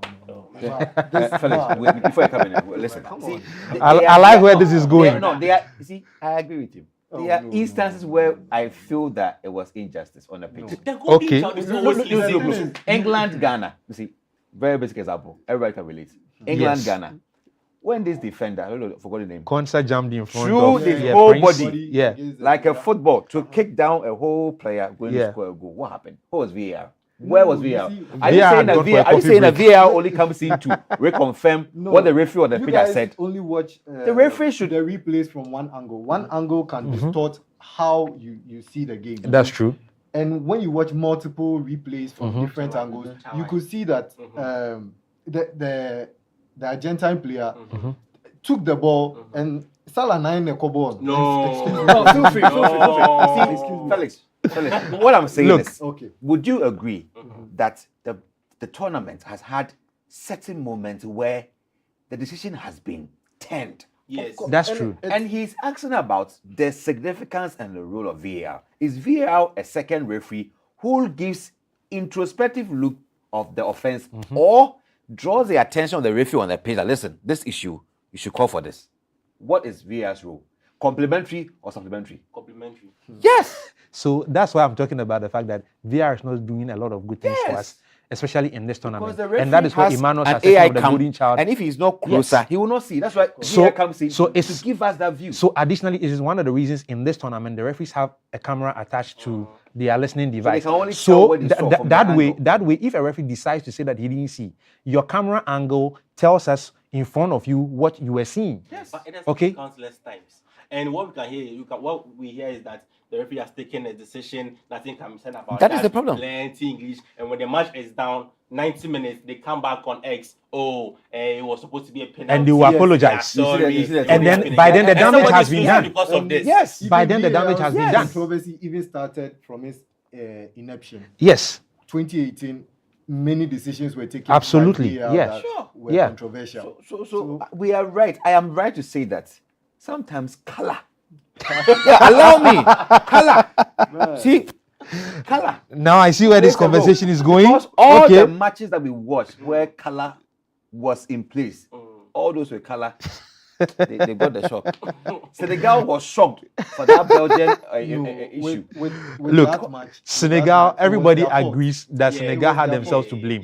I mean, I agree with the error that came with the third goal, but Senegal had themselves to blame.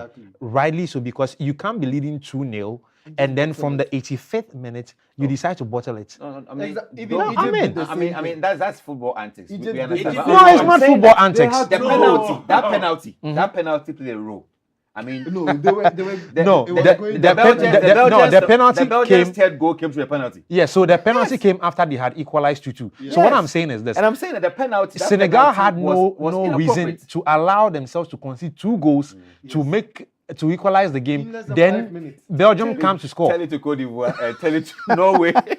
Egypt could have also won the match easily. Yeah. They could have won the match.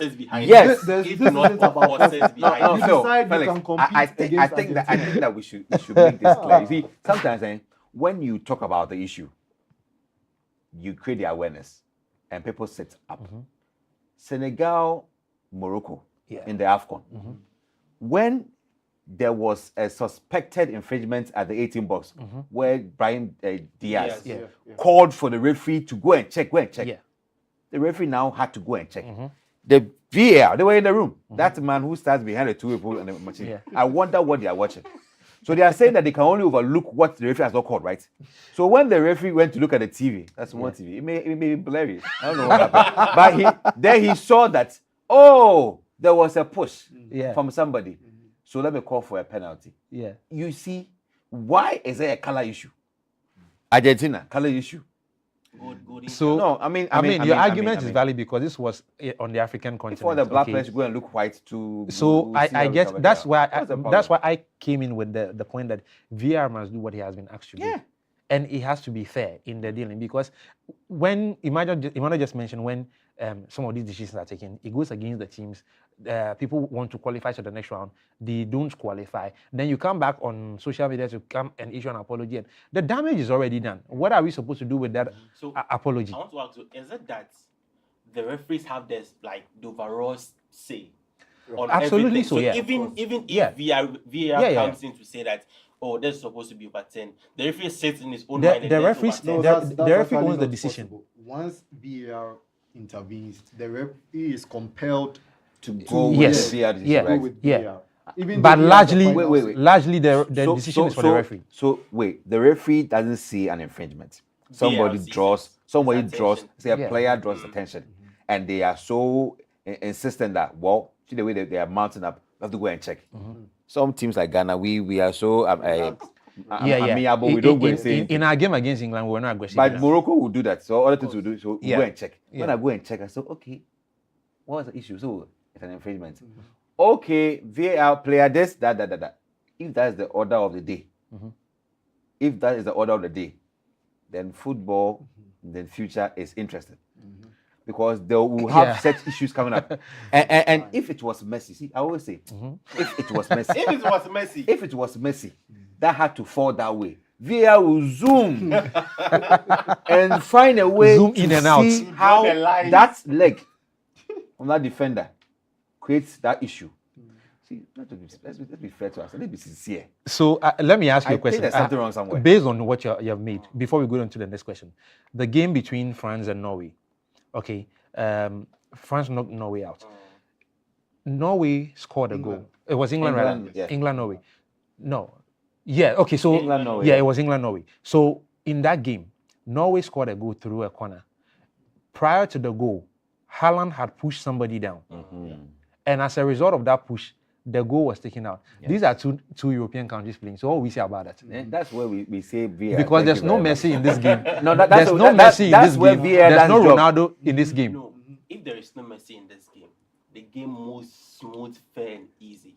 But when the two forces of Ronaldo and Messi set in, the rules can be bended because there are some star players on the pitch.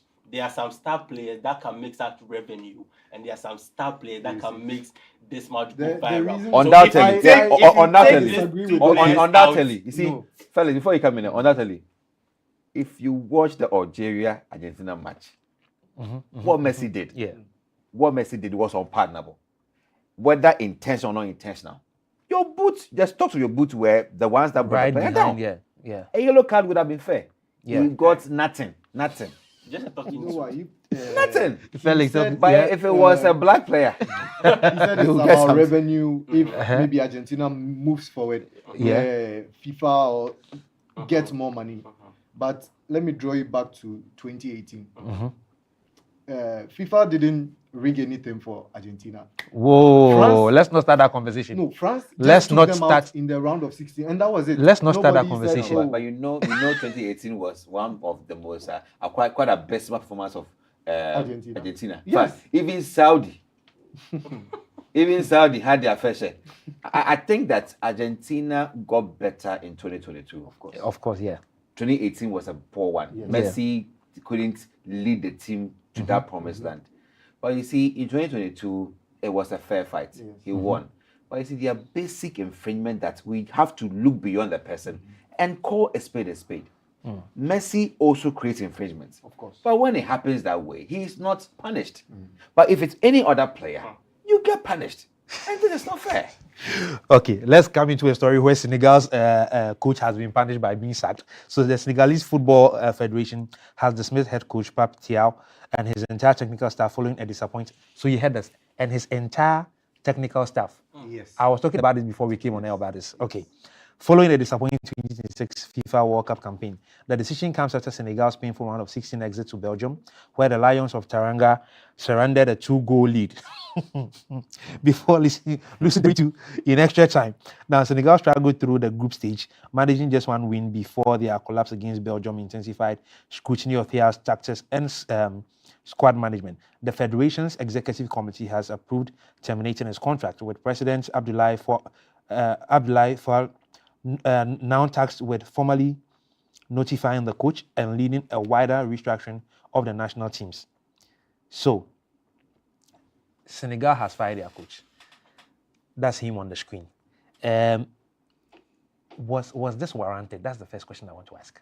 Emmanuel, was this warranted? To me, I think it was too harsh to sack the coach at this instance, because I think he took over from Aliou Cissé around 2024 to 2026, and so far he has done 41 games and he has a winning ratio of I think 68.3%. Winning CHAN with Senegal qualifying to the World Cup. I mean, Senegal had one of the nicest round ever in the World Cup. And true. I think this issue of them conceding, losing the match at just 5 minutes, I think sometimes you should understand that the coaches put in their effort to make this happen. But sometimes some issues on the part of defenders and players make this thing look bizarre. We'll go to school. Teachers will teach us. When the children don't pass, they will say the teacher didn't teach well. But when the students pass, the teacher did a very good job, we'll praise the teacher. No, sometimes we should look into the inner premises of the players. What went wrong? Did they follow what the coach said they should do? If no, we penalize these players and just let the coaches do their job. But you didn't just 2 years. This person is giving you 68.4% winning rate as compared to Cissé, who took the team over just almost a decade, and he's giving you 65.4 winning rate with just 107 matches. So you can see that with a short time, this person is doing very well. Given more years to come, he would have taken the Senegalese team to another level. By using just 5 minutes of World Cup football to sack him, please. It was harsh. No, it was too harsh. I felt it was too harsh. Okay, so no problem. you are speaking in defense of Thiaw. Now, the other thing I want to find out is this. Do you possibly think that to you, Doc, the sack was based on the performance in the last game that took them out? I'm asking because we have seen, like Emmanuel said, we have seen his performances over the years. He took them to the final of the AFCON. In our minds, they are the champions, and the issue is still being debated and all of that. Given this and the way they came out, you were making some assertion earlier in our first discussion. Do you think that probably it was as a result of this, or it is beyond that because we have unconfirmed issues regarding the fact that there are issues behind closed doors we don't know much about? That confirms why Pape Gueye made a statement when they were kicked out that he is not going to play for Senegal again until this entire staff and their backroom whatever are sacked. Do you think it could be either of these, or there's something more to that? I think that comment that came from Pap is one that gives me that impression that there's an iceberg theory here. Okay. Where there's more beneath the water than what we see on the surface. That is one. Okay. For performance, as Ima was saying, I don't know, are you Papi's fan or something? He's done a good job for him, you know.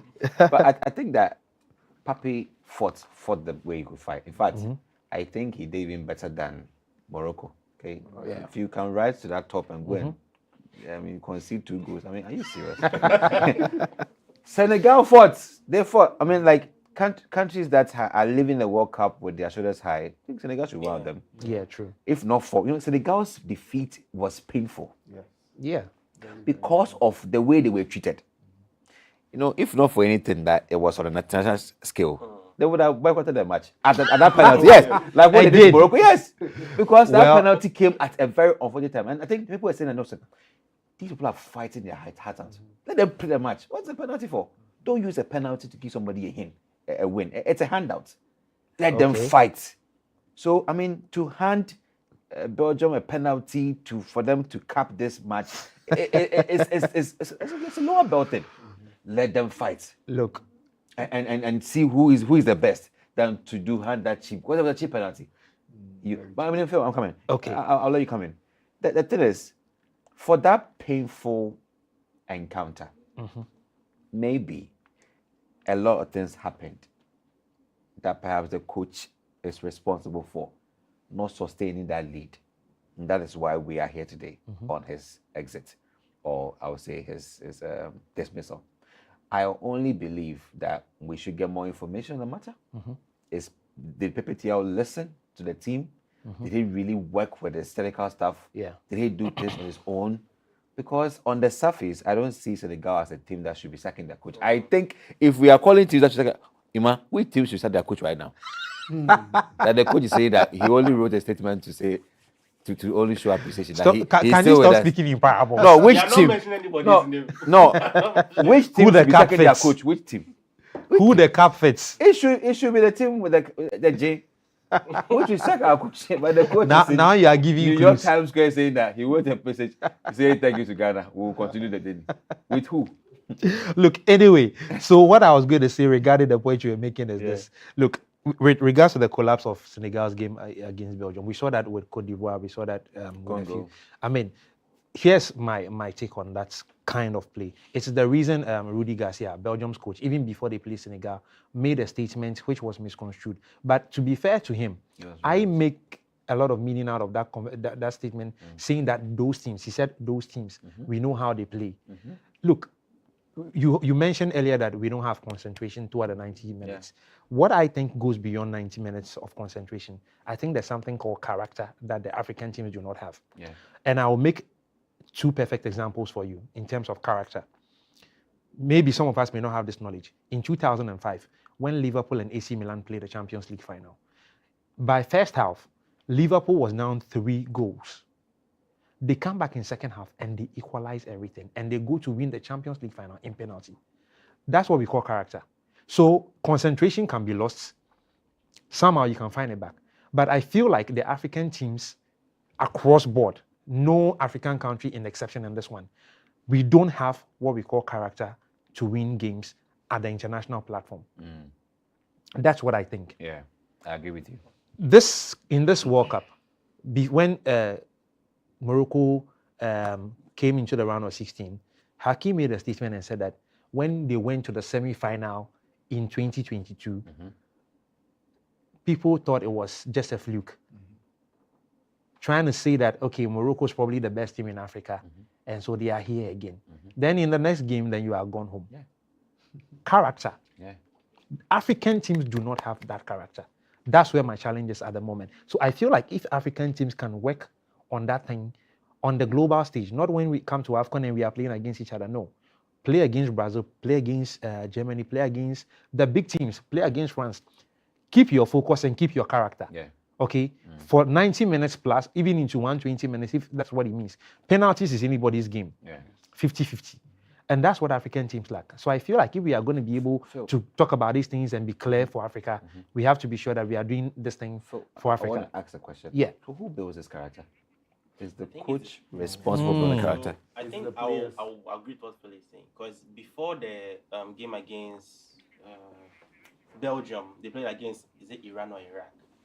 They had their momentum and just gave Iraq 5 goals to 1 or I think. So is that one thing about Africans, that when we accomplish one task, we feel we are able to Complacency. So we have that kind of edge that no matter what happens, we are going to sail through. And you meet against Belgium, you have your 2-0 win. So I think another African mentality again. I have Iran 5 down. I face Belgium, I'm 2 up. So yeah, I mean, there's nothing more, nothing less. So I think I'm with Phil. So why is dismissing the coach the best option in this case if it's a matter of character deficiency, which is a player issue? So to answer your question again, who builds character? For me, it goes beyond the coach. The mentality of the players counts, and that's why I have a problem when it comes to the players, because many of these guys in the big teams for Africa play in Europe. The teams they play for, they have the best psychologists, the best whatevers. So I don't know why you can't transfer that kind of mentality into your game when you are playing in Africa or for your team. Like, that's where my problem is. So I feel like they should be able to keep that character, and then we all will be fine when it comes to these things. But final thing before we go on sports, who do you think should replace Pape Thiaw? There's the options they have is Habib Beye, who's coached with Marseille before. Then there's Patrick Vieira, and then there's the famous Javi Renard. These 3, Felix. So I think Javi should be the new. you know, before this Carlos Queiroz matter too, people are saying Ghana should go for Javi Renard. Yes, because he has a lot of experience with a lot of African nations, and he has done quite well with all of them. Okay. So he should be one of the top candidates they have to consider. So, yeah. Okay. You know why I will have no option? Tell me. Respectfully, no option, because see, you can have even and the players will still do it. Mourinho. And if famous, you see a team that changes coaches, it's not helping. You are just changing spirits and momentum, because see, every coach has an influence on the players. So when you change them regularly after tournament, what time has the other got to build what has been broken down? But Mr. Adiman, with you still not go far. It's a very deep issue. They had internal issues whereby they couldn't even bring their own private chef. The players had to get their own. Senegal has the coaches. Anyway, I don't want us to go into that because we have run out of time. There were some, I would say, logistical issues that went against them. Even Iran suffered the same thing. That it wasn't fair from the beginning. But changing the coach, it's very deep. Anyway, we have run out of time. Ima, who do you think should replace? I started with Phil. With Doug. They should just keep on their momentum. Carlos is in Times Square enjoying you are here. It's going to happen over and over and over again. Well, allow the man to breathe some more. This is where we end the Game on Africa segment on the Hello Africa Morning Show. The conversation, I believe, is still going on and on. We'll be back with Lifestyle. Stay tuned. Hello, Africa. Keep watching AAU TV, the voice of higher education in Africa.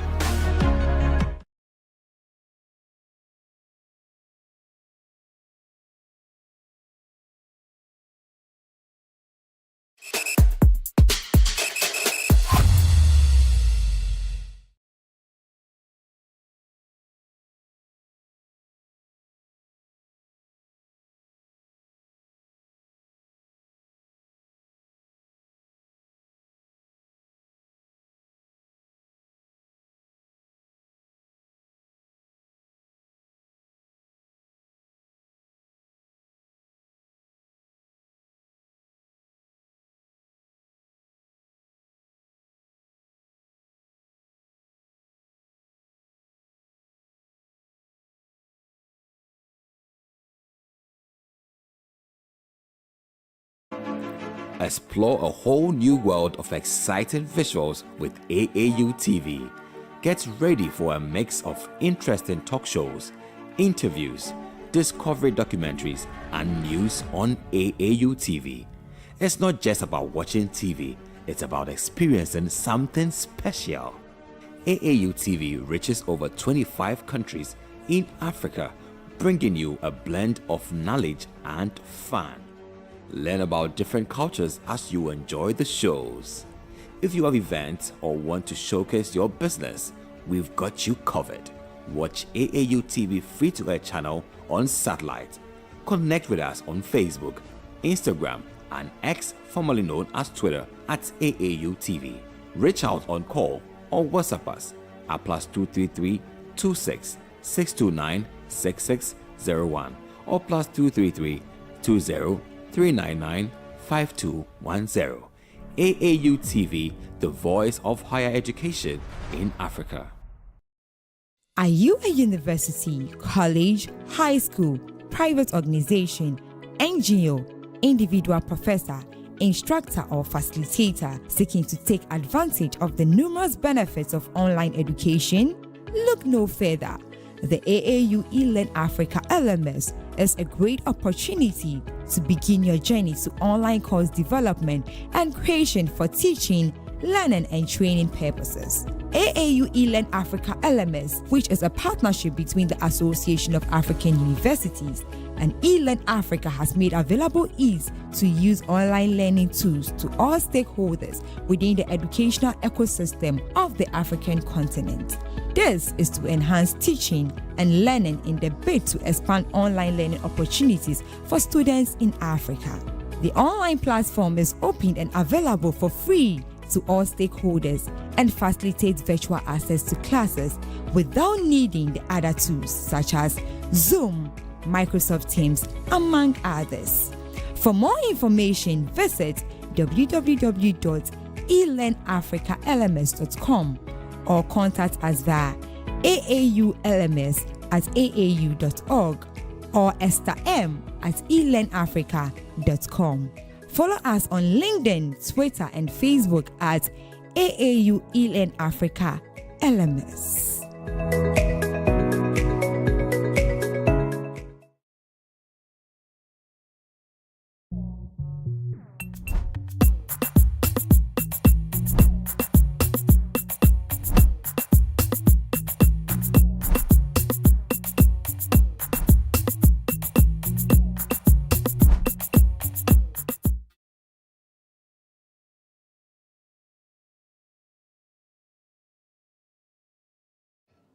Welcome back from the break, and my name is Jemima Deladem Duche, and this is still the Hello Africa Morning Show, and this is the lifestyle segment, and I'm doing this with.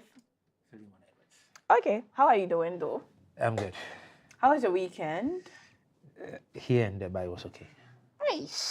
I need to follow you home for one of your weekends. Let me see how your weekend plans go and all that, because I think mostly you are very busy, but we'll come to that later.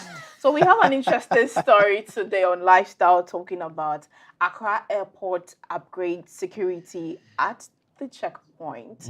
So the Accra Airport Company Limited has announced the installation of new state-of-the-art security screening equipment at Terminal 2 and 3, set to transform the passenger experience at the country's main international gateway. Under the new system, passengers will no longer be required to remove laptops and other large electronic devices from their cabin baggage during security checks. And also, travelers will also be allowed to keep their shoes and belt on and liquids, and can remain inside cabin baggage during screening through a long-standing restriction on carrying liquids exceeding 100 milliliters per container in hand luggage remains unchanged.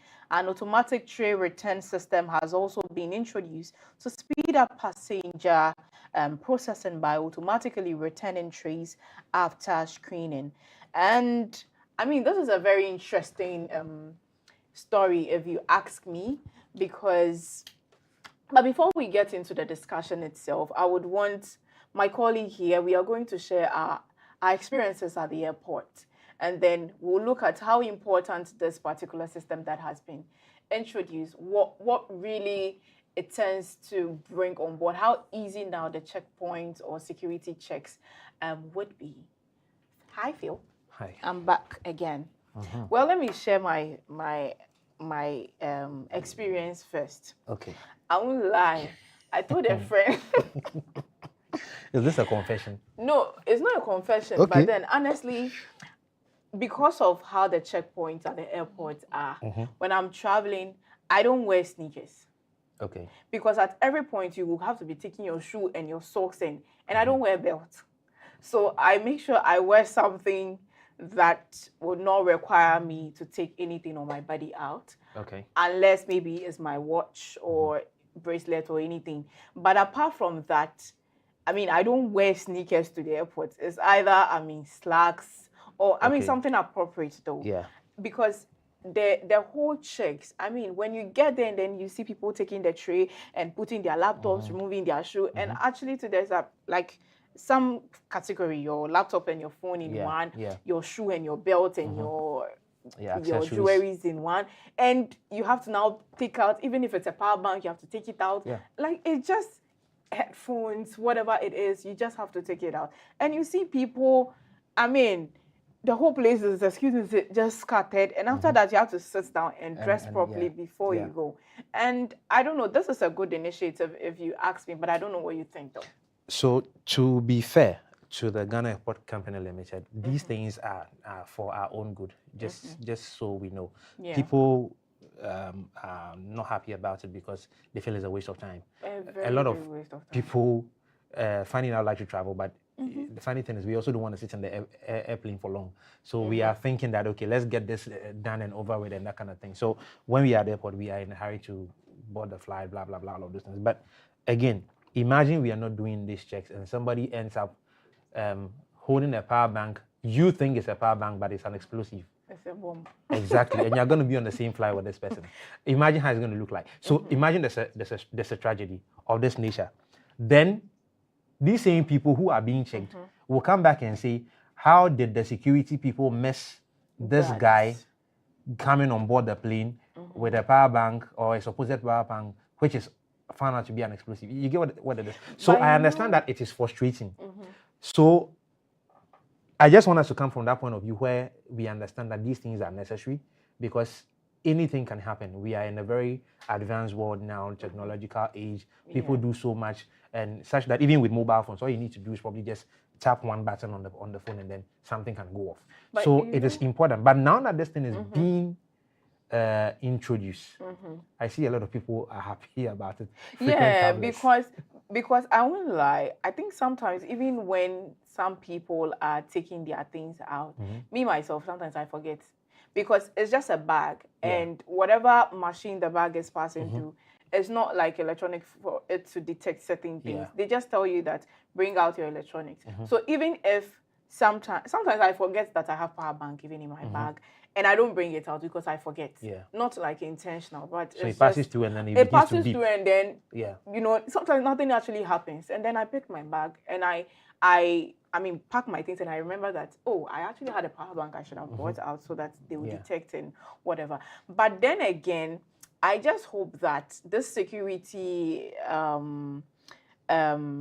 checkpoint that has been installed would go a long way to fasten the process, because sometimes you enter into machines or whatever is being detected in a machine, they'll tell you to wait because maybe the machine is slow, and exactly, and then there is a whole lot, So for me, I like the fact that this has been introduced, but then again, we should make sure that, it's effective.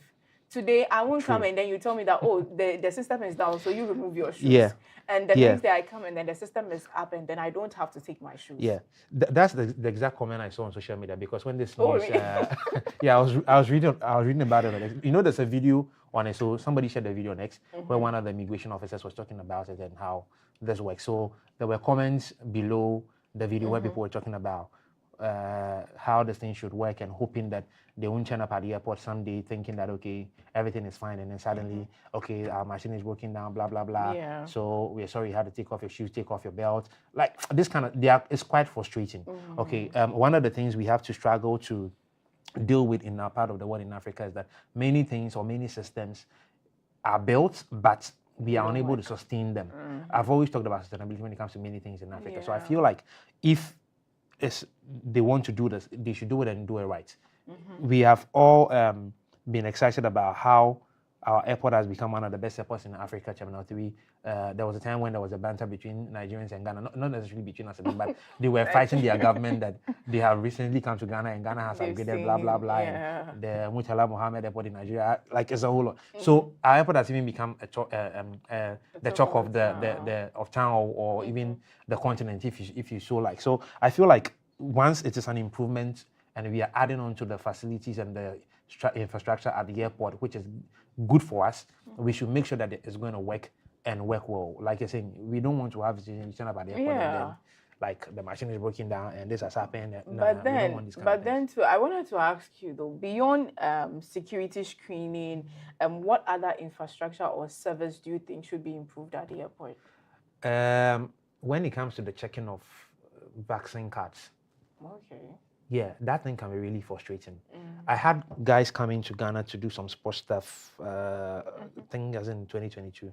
Somebody had to pay $100. One of my guys had to pay $100 to somebody in the name of telling this guy that his yellow fever card is not valid. You want to tell me that, sadly, you want to tell me that the yellow fever card from the US is not valid in Ghana? It's not valid. Exactly. I mean, the guy was frustrated. It was his first time. So somebody took $100 from him.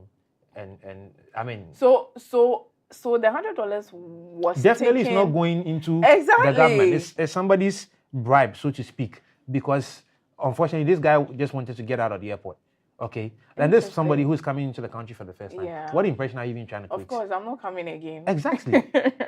I mean, the good thing is he came back the following year anyway. But I mean, then we had given him a talk about what to do at the airport and what not to do, things like that. But so these are some of the things we should be focusing on, and then try to make sure that our services at the airport are on point. Checking of passports, and sometimes there are too many checkpoints. Too many checkpoints. This person checks your passport. The next person is checking it. Like I checked the 2 or 3 checkpoints away. Why are you checking it again? I get it, it's their job, but make it seamless, make it easy. Let passengers have a free flow of human traffic, and let's get up, because there are tons of flights that come in and out of the country every day. So let's make this experience very nice for people, you know. That's about it. And I think one thing too, other countries, well, I've not been to all countries, airport, but I think other countries too, there are so many checkpoints. You have to consistently, like at just interval, be removing your shoe and your every few minutes you have to do that. So I think this is a good initiative that I think other countries can equally emulate, because it's high time that we focus, or we use the technology we are open to, we use it at our own advantage. Try and then improve our system, try and make things easier, try and make things very friendly, so that other people who are coming to your country have a free flow, or makes it easy for us to, or them to get into your country and get out at any time. Any last comments? Just a few comments. Unfortunately, I missed some comments that came in our earlier discussion. Let me just run through them. So in our earlier discussion, there was one of the comments says, so I was part of the media who followed the president and the minister for the cleanup exercise. But my take on this is cleanup exercises are good, but they are not the solution. They are only temporary response to a permanent problem. If we clean gutters today and people dump waste into them tomorrow, what have we achieved? The next one says the real solution lies in enforcing sanitation laws, improving waste collection, recycling plastic waste, educating citizens, and holding offenders accountable. No country became clean because of monthly cleanup exercises alone. Countries became clean when systems work and laws, or become clean when systems work and laws are enforced. Then this one also says Ghana does not need more ceremonial cleanup exercises. Ghana needs a culture of cleanliness, backed by effective policies and strict enforcement prevention is always better than cleaning up after the damage has been done. And the last one says the value of a university degree should not be measured by the certificate alone, but by the graduate's ability to solve problems, create opportunities, and make a positive impact on society. Universities should produce innovators, while governments and industry create an environment where those innovations can grow. So these were some of the comments that came in from the earlier stories. All right, so I guess any last comments on the lifestyle story? I just want to have a better experience at the airport at my next travel. So I mean, people. That's all I'm looking But the forward to. communique that came out actually didn't have a date of. Yes, that's one of the things that a lot of people notice. Because if you're telling us that we are improving or installing this kind of security to aid people, easy access and everything like that, I think it should be appropriate to come with a date of commencement. Yes, so for a company like the Ghana Airport Company Limited, I mean, it was bad PR. I mean, for that document not to have a date, and it was widely circulated on social media. Everywhere, WhatsApp platforms, it wasn't right. Even people's status. Yeah, it wasn't right. So at this point, we can't even tell when this initiative is going to begin. This can be like 5 years later. Exactly. But I mean, if they can go back to correct it, I mean. Of course. I'm hoping that they would come out with a date soon. So this has been the Hello Africa Morning Show, and this has been the lifestyle segment, and this has been an interesting conversation throughout the top African stories, news review, Game on Africa, and yes, the lifestyle segment as well. My name is Jemima Deladem Duche, and I did this with Philemon Edwards. Have a lovely day. Bye.